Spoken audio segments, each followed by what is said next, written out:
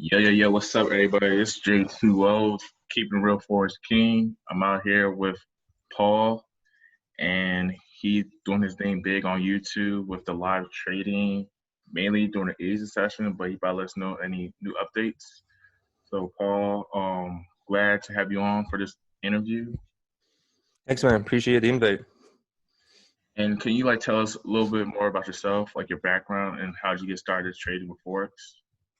Yeah, I'm 25 right now. I started about two years ago in a couple months, give or take. And I was Uber driving at the time and just bodybuilding and driving. And my buddy told me about it. We found this dude on Instagram that did it, and it looked like a scam. So he actually signed up first just to make sure it wasn't. So we both didn't waste our money. And then turned out it was legit. And then just started learning from there. And then I think a year into my journey, I found like the Forex family, Rakil, Ted, Monty, and them, and everything just became history after that. So basically you say Ted and Monty kind of help introduce you into Forex? Uh, no, the guy who introduced me was D Gibby Fit. He's a good friend too. That was the guy we found on Instagram who did it. He actually introduced us to it, and then like I said, a year later, found Rakil, Monty, Ted, and then they kind of gave me some stuff that I didn't really realize was important, like risk management, trade management, all that kind of stuff. And that after I learned that stuff, it really started to excel really quickly, especially Yeah. with the live streams that Rakil has.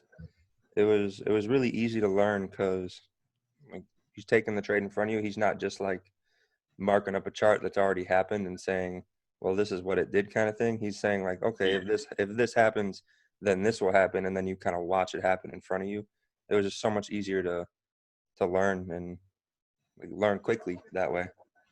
Yeah. I feel like it's good seeing people trade live in the live market when things move in real time. Because many people could back test and show you how to trade, but it's not the same as live because things could happen. You have to learn to adjust or what if scenarios, stuff like Yep. Yeah, exactly. Because I mean, anyone can just go on TradingView and mark up a chart that has pushed up 100 pips and say, oh, you could have just bought here at the bottom. It's like, well, no, duh. Like you see it happen. Like, of course you would buy there, but you don't know that when it hasn't done the move yet. So having someone there to kind of do that and walk you through that process really is just really cool. And then I really liked helping people and whatnot. So then I started a stream, and then yeah, we just kept rolling. that. Okay. So, how would you say did you start to build your following? Is it basically when you join up with Monty and Ted that's your following start to grow? Yeah, once I started to get my foot in the door with my own style of trading and get pretty comfortable and confident with what I was doing, Rakil and Ted helped me grow a ton because they were always sharing my stuff for me.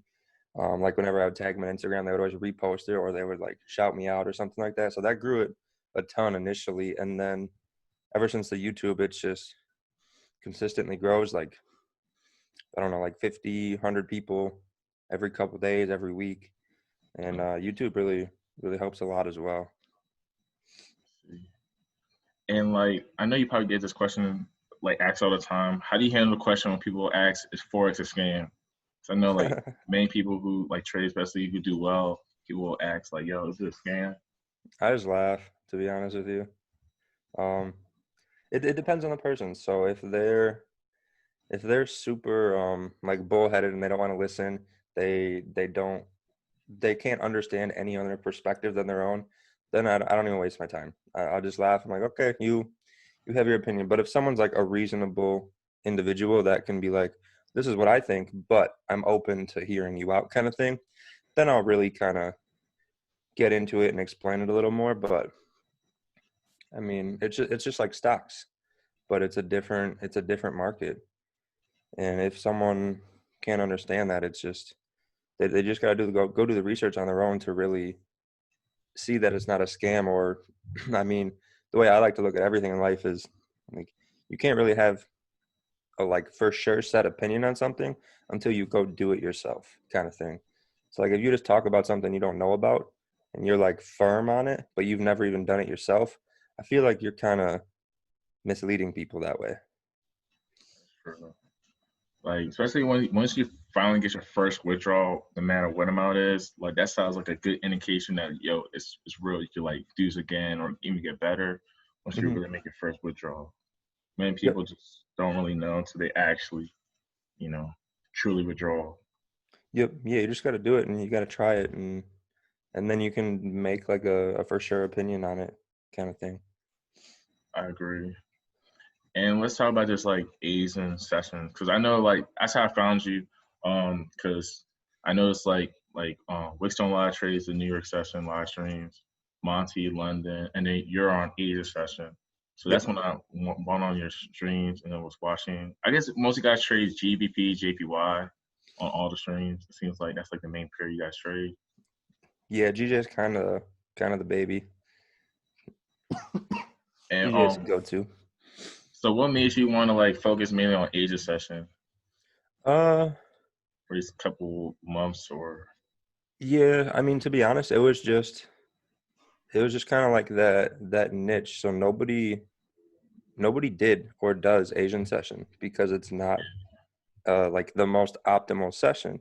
But the way I see it is there's still people out there that have full-time jobs that can't do London, can't do New York, like the like construction workers or like laborers during the day. Like they're working, I don't know, 10, 12-hour days sometimes. They're not going to get up at 3 a.m. to London. Like they got to work. They got to pay their bills. They got responsibilities. They can't be jeopardizing their sleep, which will affect their work, which like if they lose their job, that would mess that up. So they can't be doing London and New York.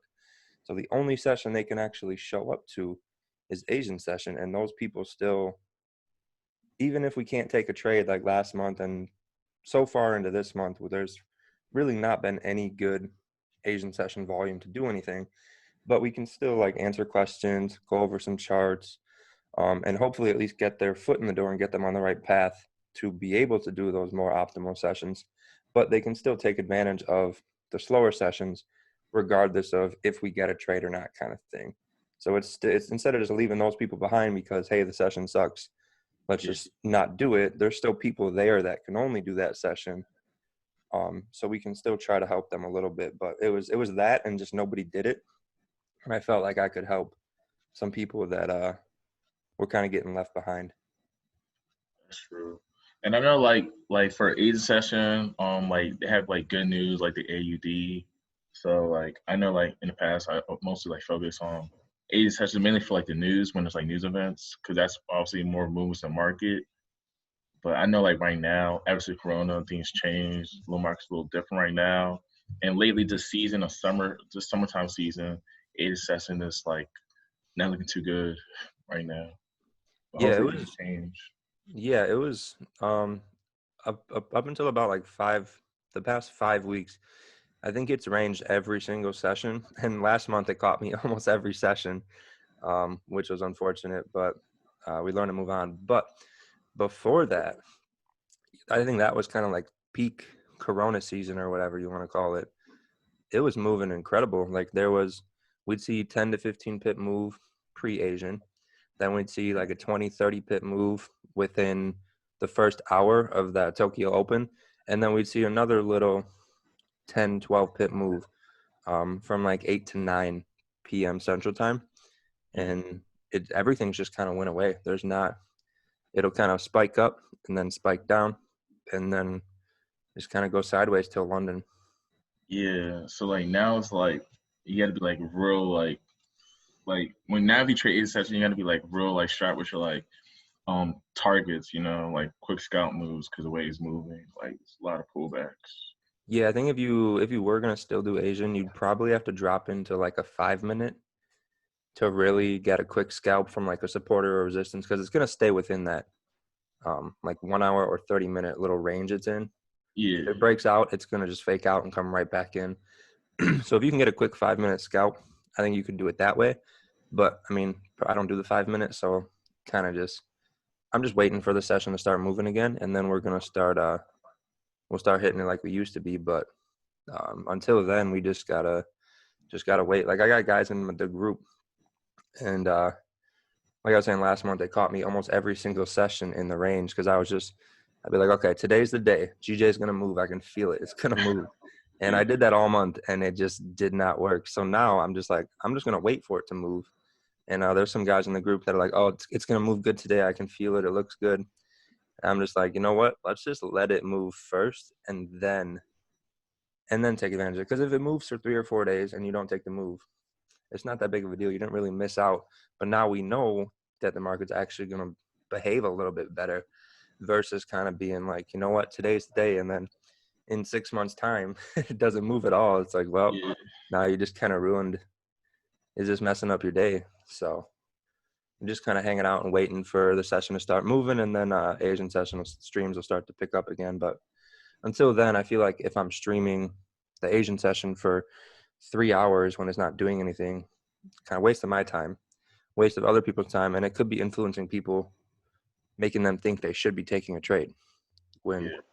at least right now in Asian, it's just a waiting game, in my opinion. So I know you may have posted on your Instagram. So you about to like start doing some New York sessions, like live stream. Yeah, so Wicks Don't Lie he does New York session, and then sometimes he cuts off before the NYSE open. Sometimes they go a little longer, but there's a lot of people.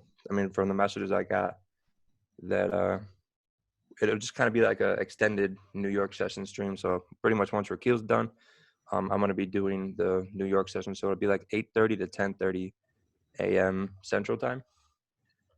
So it'll kind of cover the NYSE Open, and then, I mean, that's my favorite time to trade is like 8:30 to 10:30. There's just really, really clean moves.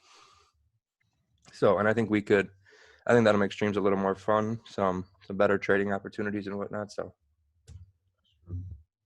And also, like, what is like magic keys? Like, I seen it like on like your videos. Like, what is like magic keys for people who oh don't my know? gosh, oh my God, they are the greatest trading tool in the world. On top of it just being super dope to have, just like you feel cool with it.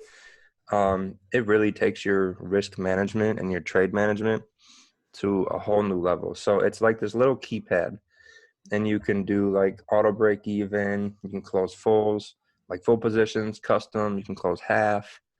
Open trades, just the press of a button, you drag your stop loss, you take profit.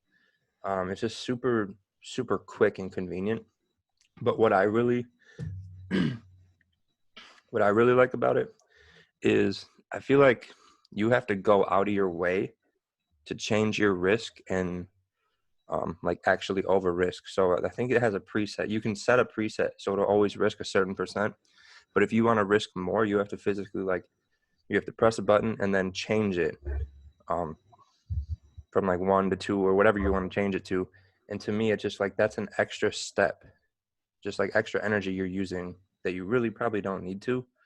So if you want to start over risking and stuff like that, when you know you shouldn't be, you're kind of going out of your way to do it. And to me, that kind of, it just doesn't, feel right when you try to change that, because you know what it's supposed to be at. That's why you have a preset.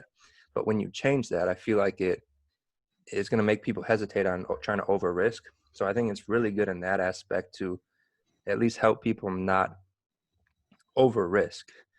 Um, and then just like exiting positions, making break even. That's a really cool button too. So once your trade goes into profit, you can have like an auto break even. So once price hits a certain level or a certain price, it'll automatically set your trade break even, or you can have it automatically close positions as well. There's a partial stop loss button, which is great as well. And it just makes everything really, really quick. It just makes it a lot faster and better. Yeah, I was curious about that, but I probably need to get one of those. Yeah, it would change the game for you, man. I'm telling you, you gotta check it out. It's like one of those things you gotta do it before you know, because like I don't know how to explain it, but you gotta have it and you gotta try it and once you do it, just like, oh, okay. See. And for like trading styles, there's many different style of traders. Would you say are you like a scalper or a swinger, like swing trader? Mostly scalping, for sure, with an occasional. I'll hold one for a few hours, or if I get like a runner that goes really good, it could turn into a swing for like a few hours, or maybe into the next session, or even like a New York session into another New York session. But definitely just scalping with occasional runners to hit those higher time frame targets. And like, what would you say your favorite pair is? Is this just mainly GJ, or do you have other like favorite pairs like to trade? Uh, are we talking right now or like post 5 weeks ago? Uh, Post 5 weeks post ago is 5 weeks definitely ago, post definitely GJ, GJ. but now you can say Yeah, what so post 5 weeks ago, definitely GJ. But I've been playing with EJ a little bit, and I'm really starting to like it. So I think I might add EJ as a like official second pair, just in case GJ is misbehaving or whatever the case may be. If they both have a setup, but one looks better than the other, then I got a little breathing room on that. But I really like EJ, and then GJ is always going to be the baby. And for like purchases while you made trading, what would you say what was one of like your biggest like purchase you made um trading that wasn't like business related?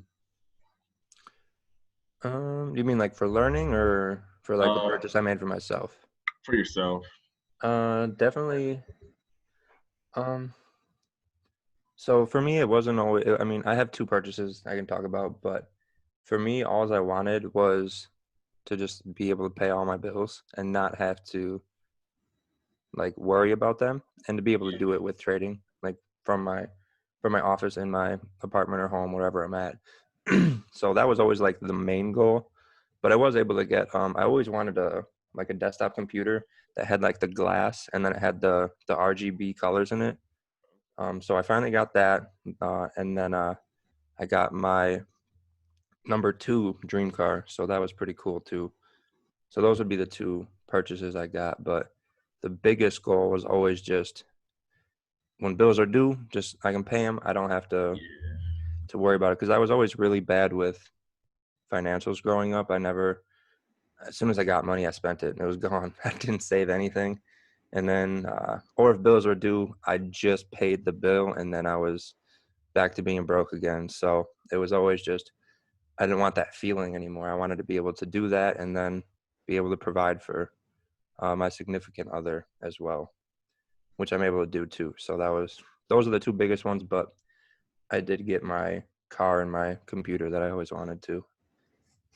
See, yeah, that's also the thing about like trading, like, because sometimes like when you finally become good, you actually make these profits that you're not used to that could change your lifestyle. You can get things you wanted, like your wants and your needs.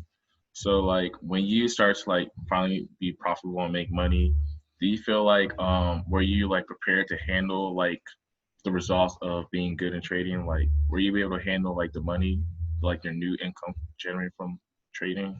Because some people can like handle like the money, they make money real fast, and then they go crazy, they just can't handle it, and it messes with the psychology going forward and stuff. Yeah, no, I get you. I think what happened to me is I just it's kind of backwards, but I feel like I became stingy. So like when I didn't have money, I was always spending my money, and then now that I have the extra money, I just want to keep everything in the savings. I want to keep it in my account. Um, I'll buy little things here and there, like $20, $30, whatever. But in terms of big purchases, I just like to. It's like I don't want to give away my money. I like having it, seeing it in my account. It makes me feel comfortable. So I feel like as where I'm at now from where I was, I've become, I'd say, more responsible or or stingy. But I like to hang on to my money, and I guess once I get that next level, I don't know. I mean, probably just be more more stingy. Want to just put more in the savings and whatnot. And also, what would you say like your strengths and weaknesses are in like trading? Because I know trading has ups and downs, but based off your personal experience and journey. Strength, I would definitely say, is discipline and consistency and like my mindset. Weakness. Um, I think my weakness is definitely my lack of fundamental understanding, because I really just stick to straight technical analysis, but there's a part of me that wants to get a better like economic understanding and be able to take advantage of um, just like the fundamental knowledge you can have, or when new stuff comes out, I want to be better at that. Just to have overall better understanding, because as like an educator, I feel like I'm responsible to know that. But what I'm doing is working so well. There's no motivation really, like I have in everything else, to do that. So that would definitely be an area I want to improve, is really get a like a good firm understanding of the fundamental aspect of it versus just the technical. That's true. Cause like it is like there's different styles of traders. Some traders focus on technical, some people focus on fundamental analysis. But like overall, I feel like technical analysis is definitely key, and it's good to definitely know fundamental stuff, so it can help you make better decisions during trade setups around news. Yeah, it would definitely help with like longer trades, or like maybe like more swing trade opportunities. Yeah, And then just the fact of like having the live stream, or like even my group, I could feel more comfortable answering questions. Because typically when someone asks a fundamental question, if I don't know, I'm just like, hey, this ain't my thing, I don't know. Here's some people that are very good at it. You should probably ask them. But I feel like if I could answer those questions, it would just give me that much more of an edge. that's true. And in like 2020, what would you say your goals are in trading for this year? Mm,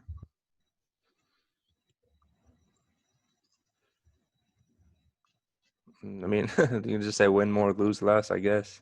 Um, you mean like personal goals or trading goals wise? I would say trading goals wise. Um, just more financial freedom, and then I want to start paying off. Um, I'd like to make some hefty payments on some school loans and really knock those out, and then pay my car off as quick as possible. And at this rate you're going right now, where do you see yourself like in the next 5 years? Not just in trading, but also in life, like both. Like I said. Trillionaire, just trillionaire. Um, I don't know. I got a lot of ideas on what I want to do. I definitely will still be streaming and trading and having a group. Um, but I got some bigger plans I'd like to set into place. I just don't have the information that I need right now to do that yet. But I know eventually, as time goes, I'll get to that. So just starting to reach these more adult goals. It'll be like what's the word? Like a consistent, like like income streams from other sources, just by outside of trading. Like I have my group and YouTube and Google and stuff that I get paid from as well from trading, but I'd like to expand that so there's just more comfortability, and it can be um, less dependent on trading money. Um, so like if there's a bad week or a bad month, I still have plenty of other places bringing in money to um, just keep everything on track. That's true. Yeah, I mean it's good. I feel like once you know how to trade, then it's like what's next? You feel me? Then right now you're doing YouTube, like building your platform on YouTube, and then you're doing your groups. So you could just do new things based off expanding like the knowledge and skill sets you bring to like the marketplace. Yep. Yeah, and then it's just keep growing that and see where it goes. I mean, like I said, I got a bunch of ideas, so I'm just gonna keep throwing them out there, and if they work, they work. If not, then try the next one. Yeah. And what do you think about bots? 'Cause I know nowadays, like this year, like a lot of people are creating like bots for like signals. Like, I feel like well, definitely this year, like a lot of traders are trying to get into like learning how to create a bot and create signals to keep it like automated for like people to like use our bots. Like, what's your opinion on that? The signals. Um, yeah, I don't want to bash anyone or say anything bad, but my opinion would be I'm gonna stay away from signals just because the way I see it and from what I've been told and I agree with is like if you do signals, I can't think of the word. You rely on somebody else to make money for you. So what happens when that person's not there? Now you got to fend for yourself, and you're kind of just SOL because you didn't learn anything. So now you're back to where you started before those signals. So that's where I would stay on signals. Is gotta you're better off learning it on your own so you can make your money and not rely on somebody else to do it for you or try to do it. And then the bots. I think the bots are cool. I've never used one, so I don't know too much about them, but I think it's a cool idea. But again, I would prefer to enter my own money into the market and exit it than have a robot do it. But I think it's a cool idea, and for some people, if they know what they're doing, and the bot works with whatever strategy they're doing, I think it's a great way to um, build up a side income, or if that's their main income, I mean, and they can consistently make money and they really don't even have to be at the charts because they're busy with other stuff. I mean, hey, you got to do what you got to do. But I like trading. I like entering and analyzing and doing that on my own. So I definitely wouldn't want to give that up. And like, what like motivates you like to do these live streams? Like, get up every time the eight session, like Monday through Fridays. What keeps you going to like be on these lives? Um, People, honestly. I mean, before trading, I wanted to be like a personal trainer and help people healthy, like get healthy, or in shape or whatever it was. So that was always a really big passion, was just helping people that way or training, whatever you want to call it. Um, and then it just never really clicked or worked. And then I found trading, and I had a few buddies when I first started. They wanted some help, so then I started helping them, and I was just like, wow, I'm pretty good at this. I can relate to people really well, and I'm good at explaining stuff. I'm pretty patient for the most part in terms of answering questions, repeating myself. Um, and I don't know, I just thought I was really good at it. So then started doing that, and it was kind of the same thing as the training because I'm still helping people. It's not fitness related, but I mean, can help them like with their mindset, psychology, trading, and then some financial goals. So, or at least help someone in a bad financial spot get into a better one, and that always felt pretty cool, especially when it's like people in my group. Like if they came to me and they had a dream of doing it full time. Um, there's been quite a few now that have actually gone to full time and Nice. been able to like take care of their families or whatever the goals were when they started. They can do now, and it just feels pretty good to know that like you helped that person change their life, just like Rakeel, Ted, Monty, and D. Gibby helped me change mine. So I think it's just the people, and then I just love doing it, honestly. Like winning, losing. I lost all month last month in Asian session. I still showed up every day. So I just love doing it. Yeah, cause like right now, like I'm trying to like right now I'm doing like lives on like London session, but like I'm just starting out, so it'd be like few people or no people, and my time zone is like early in the morning because it's London, so it's like it takes a lot to like get up at least that early, and trade. I know like Monty, like his live stream be like lit. Everyone be on that like live stream in London session. It's like I guess because he's in the UK, so it's like early in the morning there, like compared to where I'm at, where it's like 3 o'clock in the morning, which is like tiring. Yeah, But it's yeah, pretty early. yeah, it takes a lot to like be consistent, especially do live streams. So I respect people who do live streams and trading, where people are watching and want to know the setups or what they think and stuff, and be active.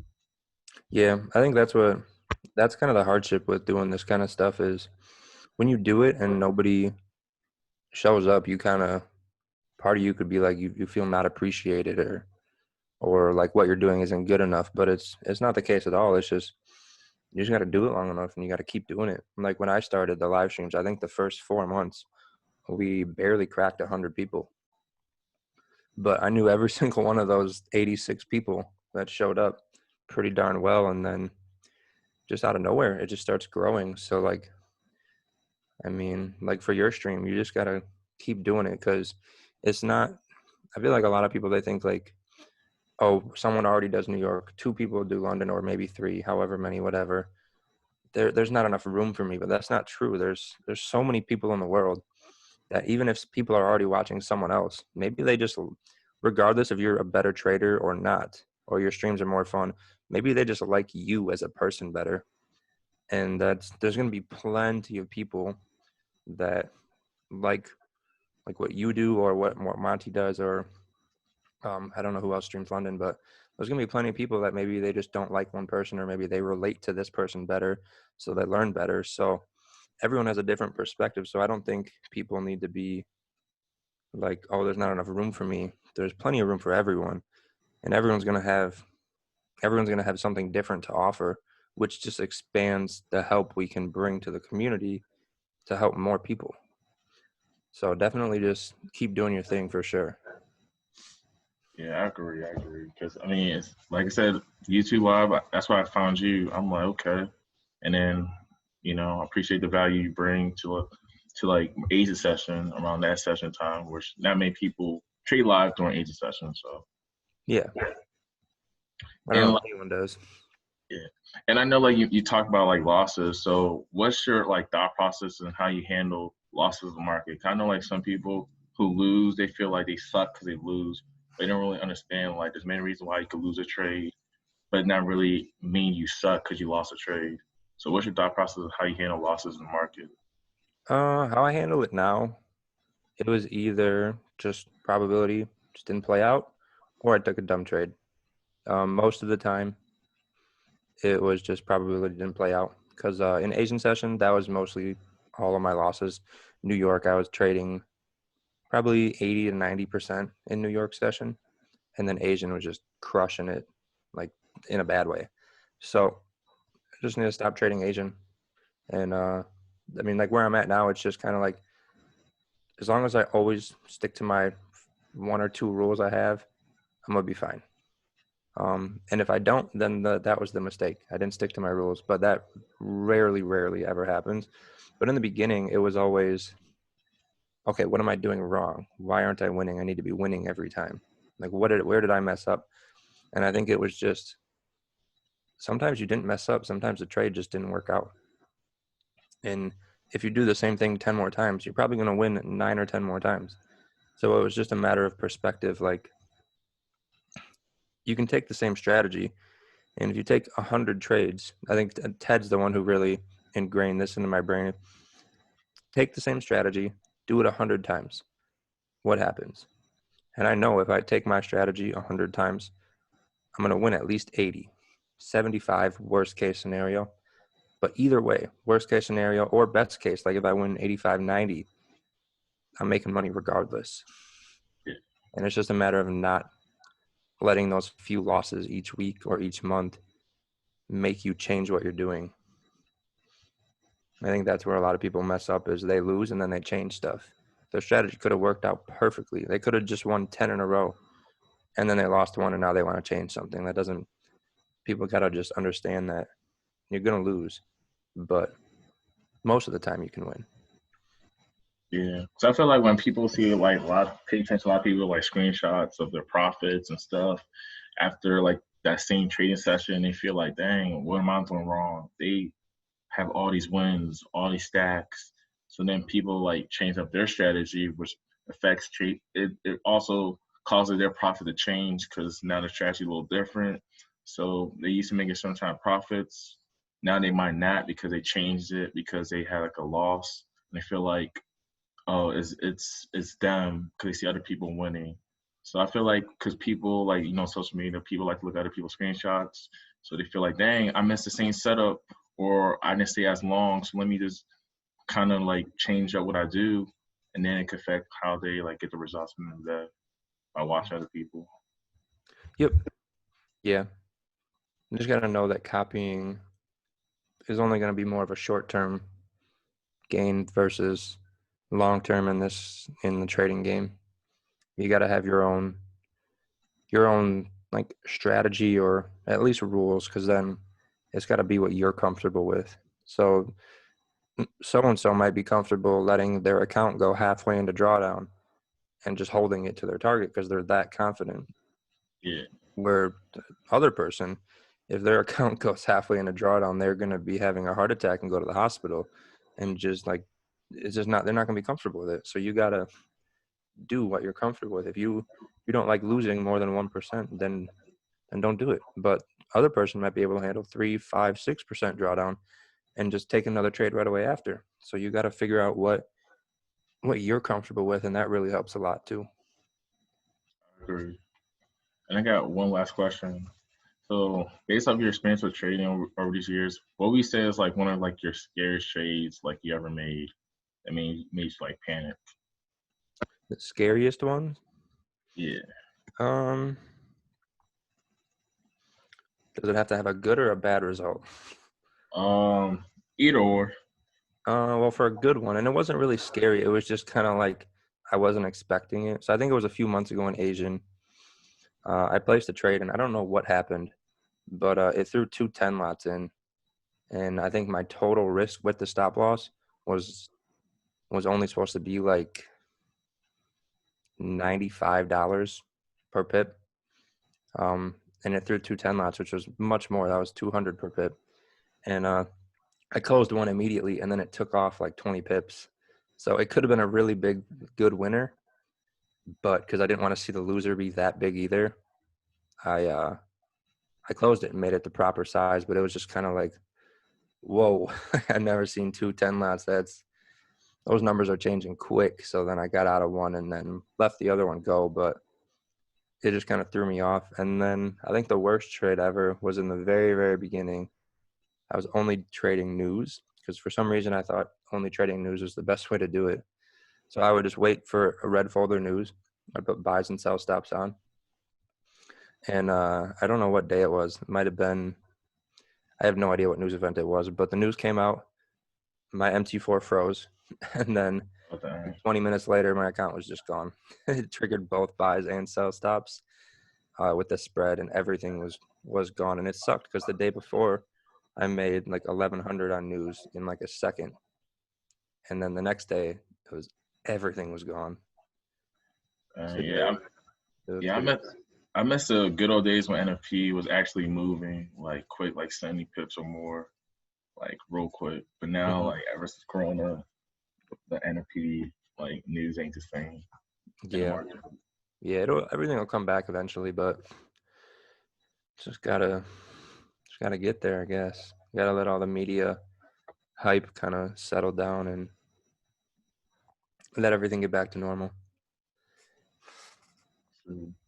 But yeah, that's all the questions I have today for this interview. I appreciate your time and hopping on this and letting people know a little bit more about your live streams and a little bit about yourself. Yeah, thanks, man. I appreciate you having me. It was fun. No problem. Well, take care. Enjoy the rest of your day. Thanks, man. You too. Bye. Bye.